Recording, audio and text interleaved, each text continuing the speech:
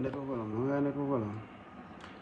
no wala kumara come in story the money you moy real life because people don't understand la ba kunya mu fongo de na rek ye adulum fa ye dung like you know fat gagné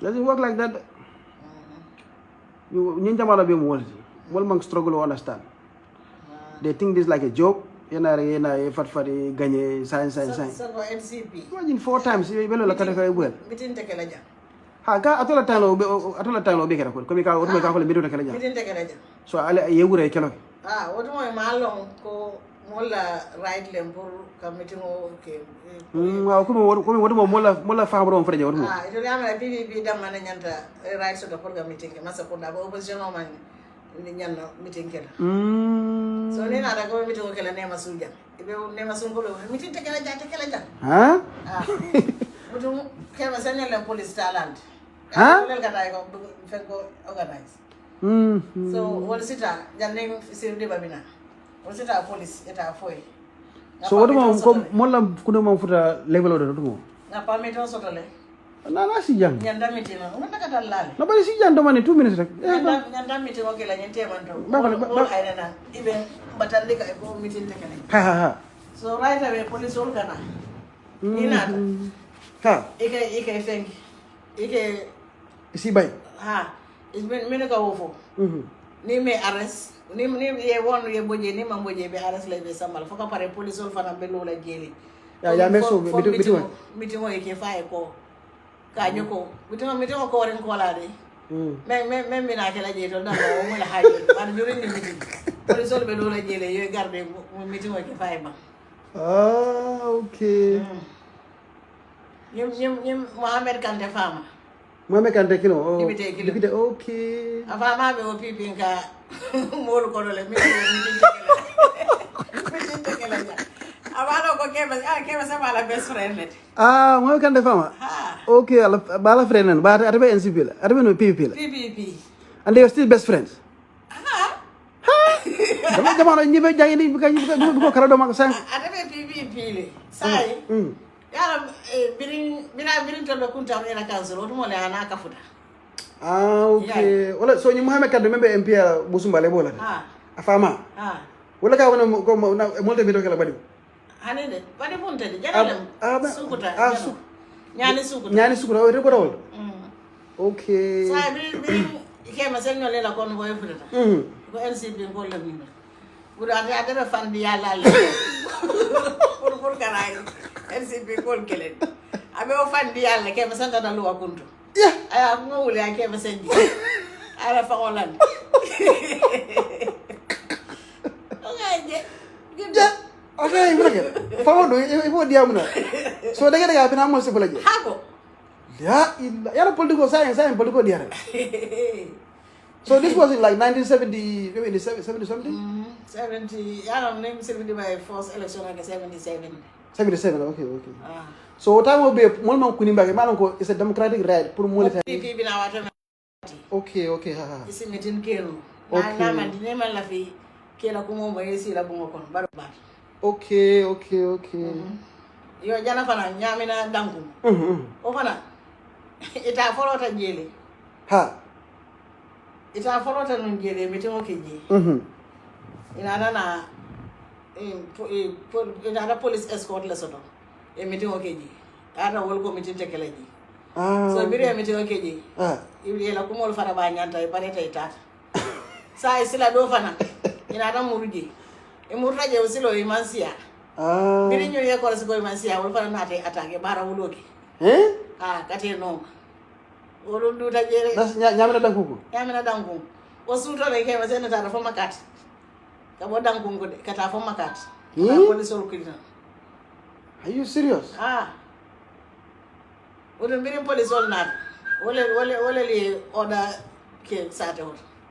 Wudu ye. Yaron de mara ni polu ko dimira ya jama jama damande. Ayo. Afona jawara time. Aro fana jawara wonte jawara ko wonte de. An institution no wonte de. Imagine wol kanale ka order thing. Okay, so the institution what can I order maintain? Ka foy ko alnya ale rights ni rights la pour committee ko. Bari finga be konta la finga. Ela nebo be konta. Nebo je. Oye, men tara ita Italia. Sida. Ako mara be konta. Anyway, let's go back. Anyway, tali nung ko yung fanang ka bala tali nang man tama yung tolo. So like it. So say you were saying more like kalamatolo man la futa je ba otu not like jawara la fa komi ka kilimbela mol da. Ani. So aka police sama na nyila fa mol batan la. But what mol ma fa habro ma futa level of ko like mitu nyanda kala janne nata jamu PPP because banko yalong at the beginning everybody was PPP. So banko be was PPP. Say NCP nara say that's the first time pour ye dali comme mol be potara partido men PPP mankili. So to get them to their understanding, we gotta become entertain. So basically, NCP they became the catalyst to propagate multi-party democracy, free of mobile free. Yala nimbila ni tara police ol kumande wala sonana. Hanya afla mansa. But what mo police ol be lori mobile ni it PBB it NCP. So the police were more professional in those days. Yo jawara fana kumo fana abuka song disadvantage. Comme mola ka toke sometimes comme mo se kudo ke. Like jawara lambarata atende. But he likes to So the police for my to momena o cartel mulutawol la register ni jalo ga starta bi time bi oje yo. That was not let's go back to that. 1980 84 No, 82.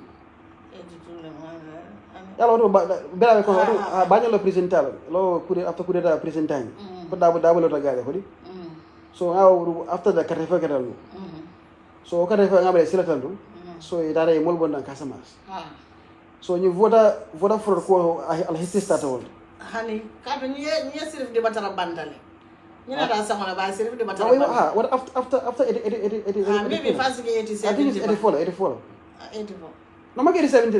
It was election after by bring the prison. Well, you know the following one. Yala dobi yala natala fonda jana prison ko. I remember. Yala wala kera immediately after the coup d'etat. Foi that depot yala natala taje pour ka. Okay, the following election we kala 1987 mahmud. Okay, so what I will very more complaint luntangol la register ko la. Jawara nata fintina na I fenko. A press release ke dia muta radio luntang ni alon kon na cartel be bulu a sayndi alkalo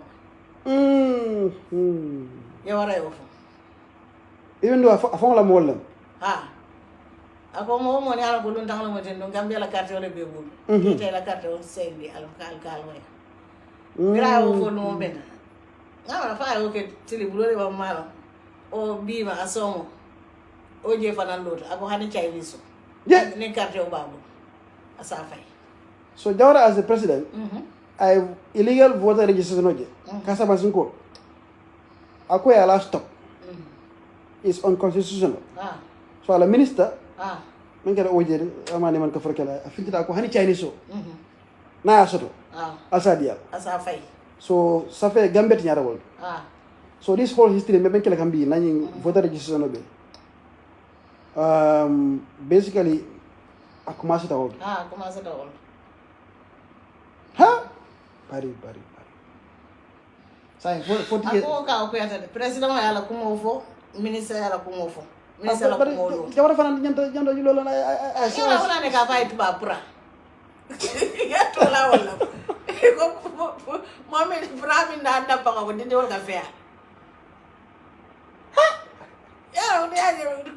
Kuronya darola dino kafe ala nada bomba nada dila ita wallahi bayalo na yo turo fanu samala no dambi say mbada ndahara yin fanko la ndara mana wanya takelale adene ndara kumo falala oje kala kumo wudu oje la kumo kallo kartol man namuru nit o kartol fayta ifada hago ngena man la kartol so say wol be ndara ke banko di wota nyama kol continent shay so 40 years later we are still dealing with that problem. Wallahi.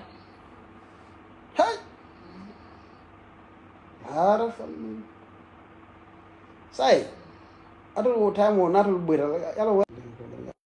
comme ni jamano ni mo boda careful ni fenge gono kaw aga misul moja be ni ga ekono ga jam yala mo ko do alu jagno le ke ma furu hen alu jag na mon fatama nga ko do kina ga fanya jima ko do ke yede ko wala jan nonsense ke musu 15 ko di bukana 100 pounds kina ndoge ñu wonta jam ba be kan 500 pounds 200 pounds yeah 5 500 bay defal mo fongo sile ku ke ka sile ku nday ndoge sile ku yalla ñu sile ku am star say jara dadi la jara sele la fu ban kay baye la be ko ndoge so yalla ko mi yaje ñi kajal ko kuma because the thing is to lañ jamano mo ga patient ajal imagine carte fay jelu ko bi 1975 ajal 77 yeah 77 yeah ka ajiblo 75 la ha lo da 75 carte fay da 77 yo babu ra sinyana ana pisal lu ndaw na dana gagné UDP ndol jani e boy sinya kele kara samu yeta baro ya fay mbala ha mala to ma waxe ndelo ko ya kulule na boy tanata mol le ka sunu ka kumbo barate kala kino le katandi kini bolo me ngalon e boli ba ataka le katanda kata bingi way ka fa ko bari ngi barate kila ja oh my god ko ke bezene kata si kino ko to ya ko ha ara buita wore ndola jamana ni e bute ka refer budi ka ka pisal abi ayu in 2021 ya mbusa do mo mol jomal ni na pare da buta kon moyo da ko te kay ta sate ke be jey ke ten yo sai o ko lay na sen nga ni ngaran to be delo jam ko mi regards 2021 nga register ke jam ngalan ko kul man ta fu mola evidence of gada when it comes to illegal wars blah blah blah ngo ga revising code ñim parti bi warani ñamante wallahi hani court case click do lo gatale masa mbare revising code bañu la jamano ani ya jamano ay revising code jurumo lek kadu hani bo wari ni kara ma ko je ko ni tara maso ko comme ka listol be review ka luntol be to boni je ka samba code bayo ka nala small budget fenta la post ko otum ndol be jang nga minol spend nganda ko de di mo le ni yimpi ko pol preta banko ye revising code hani clean ñi kadda kam fala ndol ga revising code le ñinto ko gelle ne ngaje mo man ta revising ba defo jagal fo nga foy fama ga say mo na ni revising code manke exactly e ka ta revising code le de every relation kata every thing register register bota e ka ta revising code momo evidence sota men na karola ko ni mo ma banko di wona na te tele nyala wara tele agia wara agia birabina ye ferno wala ko to tenente momo yala mo kilometer mo be non ba ndenga mo do no ndebol fenkele sama ida fala e dole bo sama yo sama yes ay ka ka nya bu ne pa de be ka fu nyoma yake fenke kino ye be sama ko ay sen ko ndolo jomal ta ko jang so ay fala jang say yalla ni weke ni mo keme sama ko aja ye be toge whatsapp ndado la ke ya samba mo le sallo ya fengale samba nya ya samba yalla say wo mo ka silal hajar baya karre felu mo membe findira de sia ba kada sirin ten tukudu yere you know is trouble is right ledina yalo wala na bañu lañu jama ila jamano like mo ñante la coaster de bakil even patience ke munya ite karre fekele gagné i boyda karre ko tole ma kilo damar mo be jomol mo be pundu pantana pa bi ni wa fa maget amanke tan is honorable kilendro mo le karre kesse karre fay wuli naka tanke jane mangagné ba wol wule ka jina sor ke ne ka du wulo ko ita kulke jawara wala fat akone politicien boyta lu na wala nyanta tew set ha wala kila lu nga jang kay say wala bi jand you know is a very impatient baliaram you know ani ko koronton to mo kan ni si yera ono no ni koronton to what is that ay lay man kan si wala o membe koronton apakah ni si yera la nonomi because of what because time lem. You have to take your time. Nisi yereo nina niso wuluta iko yereo la soto. Janni obe menna foi ba kusila fabe wulula foi bete bo keke omin. Okay, time. Well men. Kere ona nani afo Sidiqi bay sila la vitin dona. Because nana kata mun jele ke bay. So sila do ina tataji sate obe findi. Suto le famu kate bendo. Ana wala fa Sidiqi bay. Aka koron tonton abukan ni siere wono nomi. Aka nene na tan jam. Isete na jam buke dam. Kay bar bi maji sate obe le findi. Diri alkali fo dindi.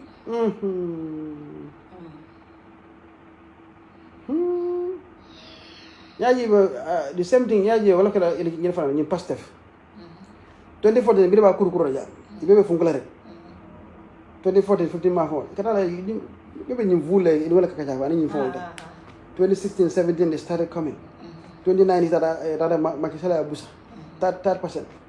Among give up iman se ko ha Usman naka Usman son ko fangol di ha ya to tinyale ikaye mu jola Casamance jolade ikaye mu ñenati amulo serigne añ fa da kenen because den ya hatura bari ñakas ye tulokas isa nonu bari ya tumo je kay ko mu fonkol Casamance rebel fonkol ma ikari ya jame do ko la ikay ko wahabi la e boroje ko fonkol ma terroriste ma ko bije ko ha ko fonkol ma naka markas waaw amul serigne amul tarikh ni na ye fon belal baro ma ya jolo they stayed with him projet sen projet bi waaw ñu topp si projet bi daanu ajale 2019 dara makasare fadi they regrouped imam bo ñoko ha ki ñu fa hani so ngakina mame ko yi fo ñu dole men jonde kan la kenyo batel mi jassu ajale batel mi jassu ni al khalifa sallallahu wala na rek lately wala fanantar abe ko fanana nañ epiation ko yalla wala defalot ni na rayeta so ajal biri wala ko di lumena batel ma jas bita wala di ko yasfa ndema ndoka bantal ko besin yolo mbafule you are very sad. I was very sad too, you know. Ndoko dunia bantal ko ñimbe president ye ñina mo be mutay mo be soro di nol fa sa me jigire mo mene fana bantal batel ma jas ni khalifa sall to be mene bulu, you know. Wala fana ko fana ko naka dañu jallo ikay lu tanga jallo ko añ bokka rek maki yene na sabana ay be dabo kun sa jiyo so time mo le mara passetara fa say fata ki de nata ken desadu gannaaw na man ke lakide gibari sanya who else ane Mimi Touré bar wata mo lam alay you know alay Senegal be fali ila message quand même kurukuru no kabren 2014 ataya volt anata amplify e code file so sonda kaka sila ni mo le tumi e munya rek ye tumi munya ye tumi munya ko mu man ngol ko mu ñinati ko mu ñinati da nga rew da nga lifin da nga tat da nga law ya travel e munya do e ko jimi ha asi me ñaw ñaw wallahi people ni la tawol ha continue wala do exactly be ite parane ite panic so la these are lessons wala you know bañalo jamano go ñi munya da panic lo taw ñada panic ita kadda fere ite ni jawro waral ñamante yeli pas ñanani haje ale ñi bata ima Allah elo kesi ma ñinda men kala garan basse fenkelo bayala sono ni Ousseynou Bal ni bo de la baraka ko last minute ina ay mante ko suto e dara gana yele commercial o fo gara ñaari lo so bo Balde was on their side NCP la side so saying Ousseynou Balde was PPP no independent Ousseynou Balde ni fenkele ya londi Sidiqi bay NCP okay ba Sidiqi Ousseynou londi okay so ke masal beta ta campaign ke Ousseynou Balde e ko be campaign ye one month benji basadi sai wo kono lem atata fo sare fa ko fo sinindimba Ousseynou yemat fenke Bo Balde yemat tema mo mala dada ba ko farata inna ba ko farata baro nyaawanya 50 votes that's it PPP and that one so nada no ademo yema kono dan ñu be gagner la fa may dara commercial bank le fa na yele midnight commercial bank ye ko do bon commercial bank membe basi pipin kollo ha ba jawra mo kala fa kala saka ba kala kawri ma fana alhamdulillah fana no cool era ñu kurian de bi guru nan daji so ite ni mu kam kile 3 days before ka refa yiborte ko yela ay ko do dina ya san chay ni ngi ran jamono to be ñoo fala jar ku be la jar ya ginal sa abel ko nga sen tani yankuba me kampeño 3 days ha nga influencer sanya be babani kunjuru sanya ngani kombo saw nga sile 3 days ka janni ka refer ndeka yeba sa 2 days le fam ha short period la yemantim nga yema yankuba ko nga yema ya rafa yende ko do bur nga mo ko mobile phone take tout ce qui ya sa ni mobile phone be kere sa mari ko okay mo ni nyake so ma mari je nyake so ma je rek na yema da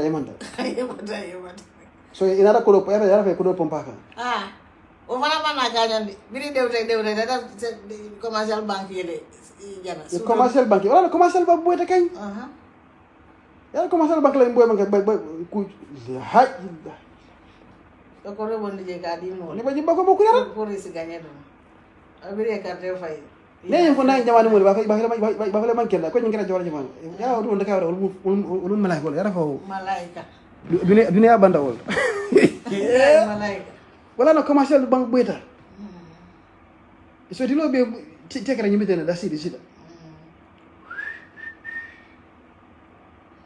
ay gambia so sa ide nyide nyin kunya nyin kolbe keren ku buke do ay ide ya be before mona kata be dia bu jamal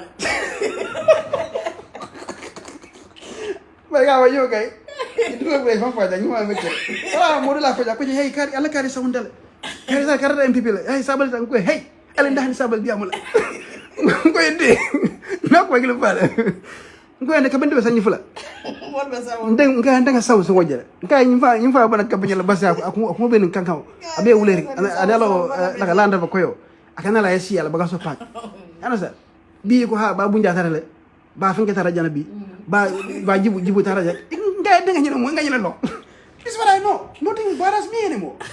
So you can't make up. Wow, lost it. Go lost it. I don't know.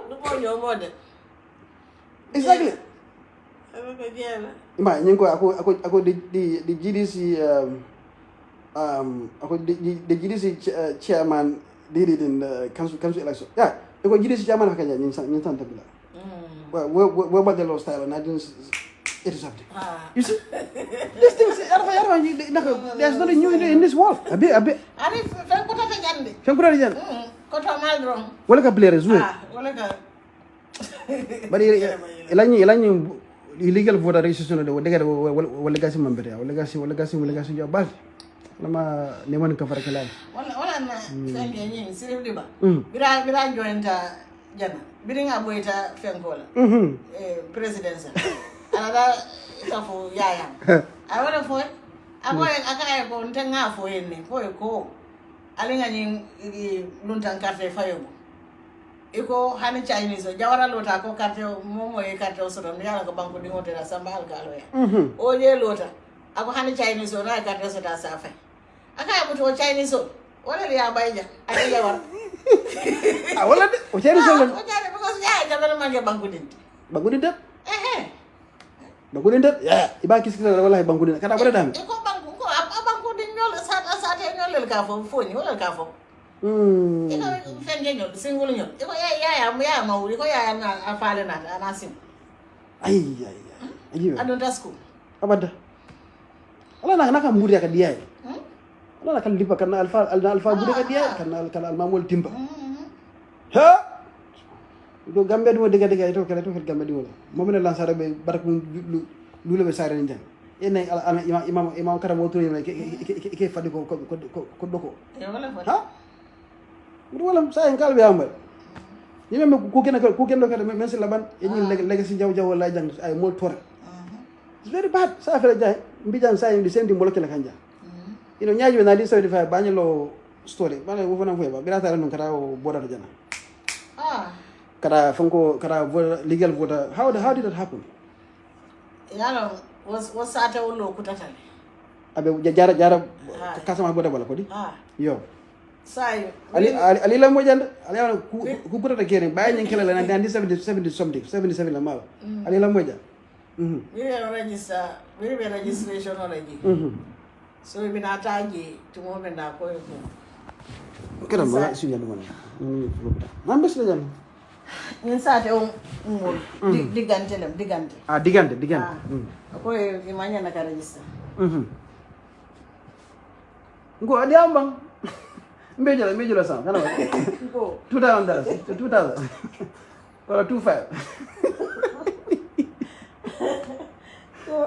corruption is a corruption work inducement okay go ahead it's a very important story ndela fu jami bari fay ban okay saya ko brekela ako won digante mo saate o mol digante lem jeeti digante ha wona wala ko mo le complain Raw ta complain. Sai register nyanta start la time moment. Ita ya si zeta ta afoli ako yo. Kema san hayna nande ako aton mulun tan woledi. Aton ma nyana register. Allah. Woni mira afoli dame. Butum wol fana be ko kan ko benta kam.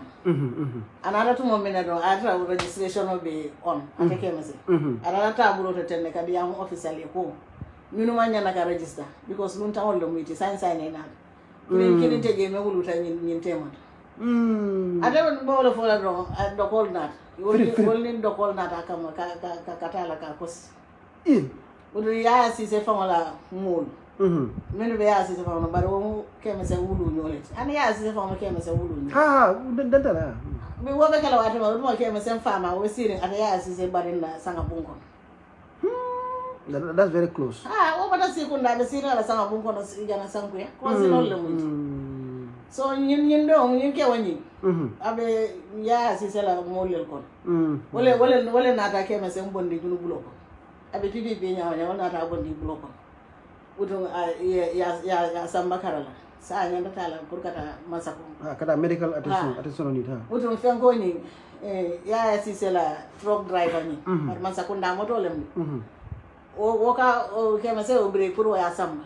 o pare ta ke ma sem bulani ya zena da kai ko ako driver ko ke ma se ni la do ko ite be nyumala ta ke ma se even in a medical emergency ke ma se fana ko driver ko ite ta uno ana da fefe wala nyam sai si kun dan ko fana biro fana o mo ko foita o ka ba da mol no ma ke kelende ke ma se ko ana la bula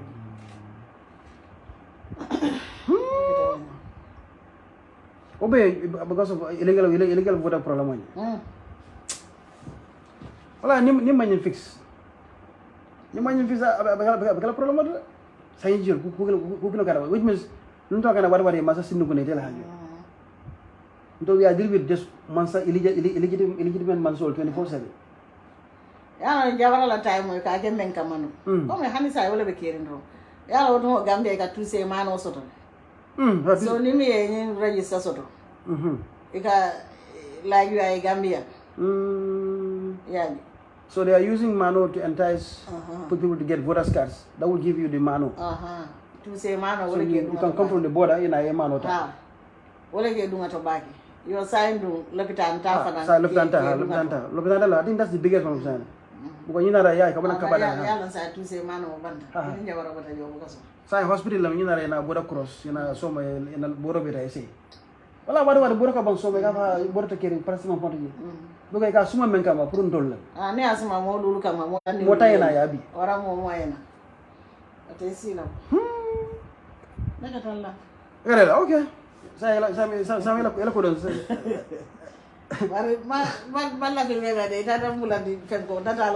Facebook Live. No, guy, it's nothing. I tell him, I'm taking Hano for example. People don't understand. Yala ni presental ni fongol mo for example. Ni lungile mina ngo for special. Ha, ni presental ni kirkarabu. Ha, mal tu. Janafa. Depo ha. Depo anin nyindo fana. Mild. Anin mild. Anyway, no problem. Bye bye. Good night. I'll still pay you or not. Fanya kama sala. Fanya kama sala. Corruption. Ani yalo nyinga fa ita sonan wala na so fansi ne. I have to and guys. Okay, that was my mom. Not in Kajalajang. So we were talking about a few things here and there, history, blah blah blah. Okay, you know what? I found some way. Real life, some of these people what they went through. You understand? You know, mostly it's about patience. Hi, I'm where you need to get the silent people. No, it's not about PPP. You may roll there. I didn't find among go. Hey, the Mako Dara, one money fan. It's called Rubber. Damakona, I'm a little so you know what I mean. Go, I'll mold that Alta Mufina Corp. Alta Baraya, Alakude Barabulu. Alta Baraya, Baro. Baramofina Corp, and a couple of days for Naka. Anyway, yeah, so like basically, like what some of the things I was talking to her about was more like patience, you know, because her mom, as a wife of a politician, from 1975 to 2000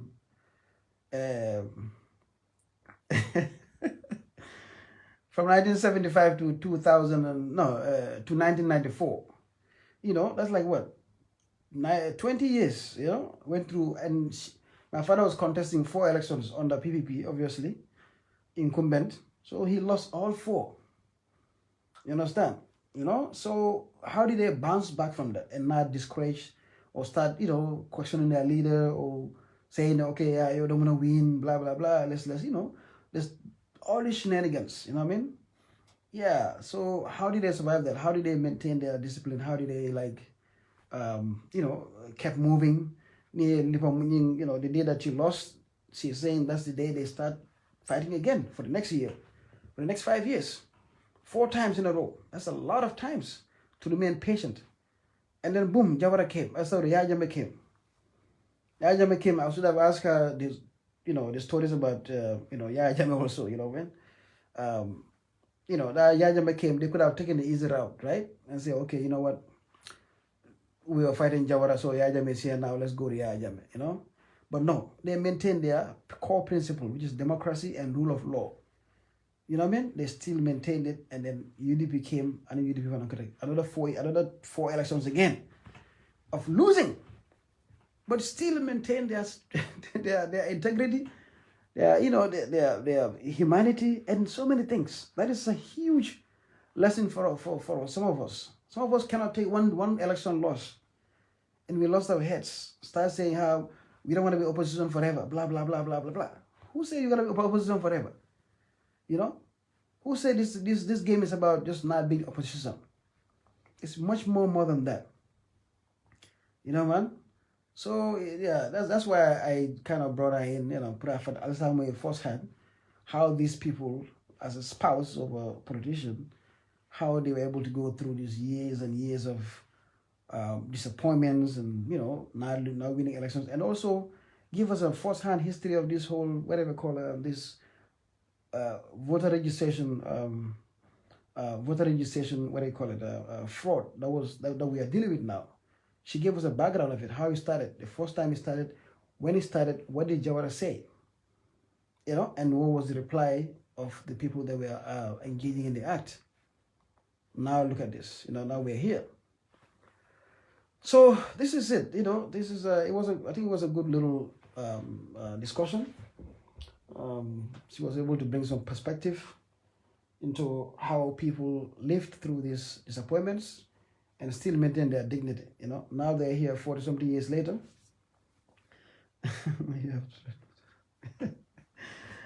Now they're here 40-something years later, still maintaining their dignity. Nobody's insulting them. Nobody's accusing them of being, you know, like traitors or whatever, you know. So they have their family, they raise their kids. Their kids are now, you know, doing things in life. and they don't have to bow their head for anybody in Gambia. So it's a valuable thing. Yes, you don't have a lot of money, but it's not all about money sometimes. It's not all about just being in government all the time.